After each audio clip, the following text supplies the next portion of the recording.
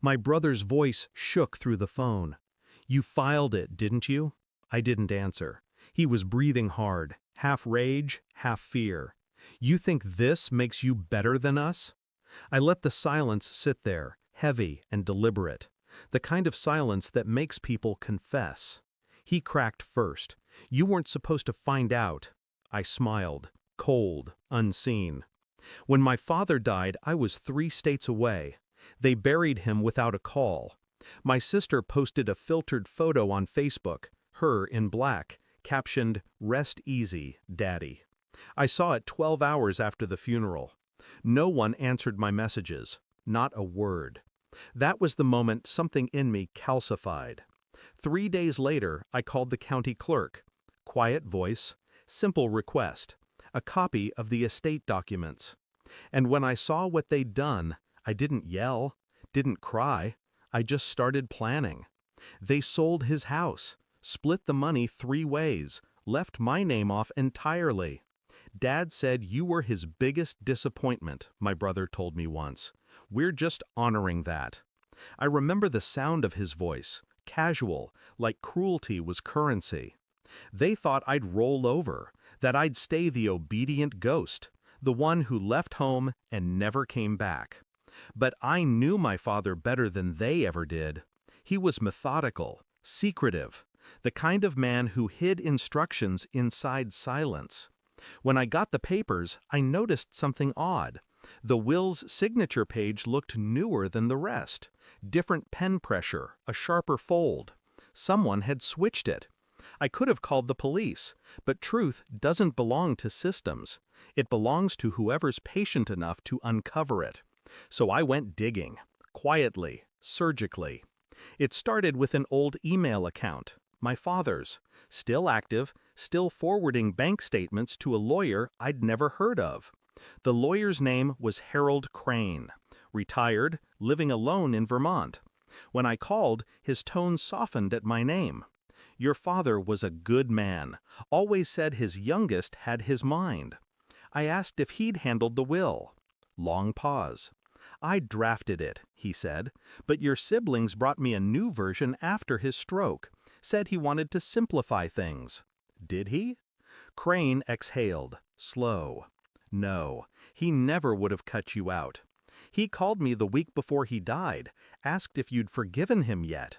Forgiven him for what? He didn't say. That night I stared at the ceiling, counting seconds between thoughts. Every memory of my family rearranged itself in the dark, each laugh now a lie, each photo a performance. By dawn, I had what I needed. Crane emailed me the original draft. My name was right there, bold and final. 50% beneficiary, half the estate, half the truth. I went to the courthouse the next morning, filed the original will with a fraud claim attached. No theatrics, no threats, just evidence. When my brother called 2 days later, I didn't answer.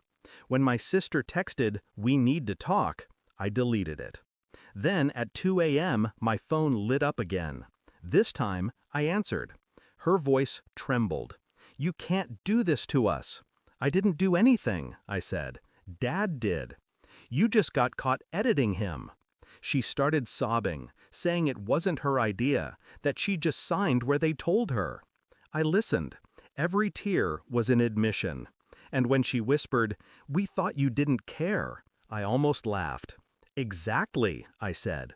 "That's what made it easy for you." The hearing was brief. My lawyer spoke for 7 minutes. Their signatures, the timeline, the forgery, it all unraveled neatly. They looked small. 3 grown adults shrinking under fluorescent light. My brother couldn't even meet my eyes. When the judge reinstated the original will, my sister gasped like something had been torn from her.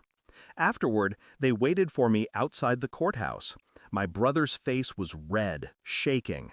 "You think you won, huh?" I looked at him, calm, steady. "No, I just corrected the record." He spat on the ground beside me. "You were always the problem." I stepped closer, my voice barely above a whisper. "Then why are you the one trembling?" He didn't answer. I walked past them. The autumn air bit clean against my throat. Weeks later, I stood outside my father's empty house. The keys felt heavy in my palm. The walls were bare, but his scent lingered, tobacco and old paper. In his study, I found a note tucked in a drawer. Don't let them define you. It wasn't forgiveness. It was instruction. I didn't cry, didn't feel vindicated, just balanced. People think revenge is loud. It isn't. It's quiet. It's the sound of truth reclaiming its place.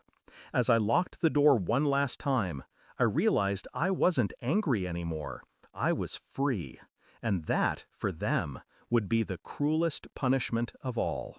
Some inherit money. Others inherit silence. I learned how to weaponize mine.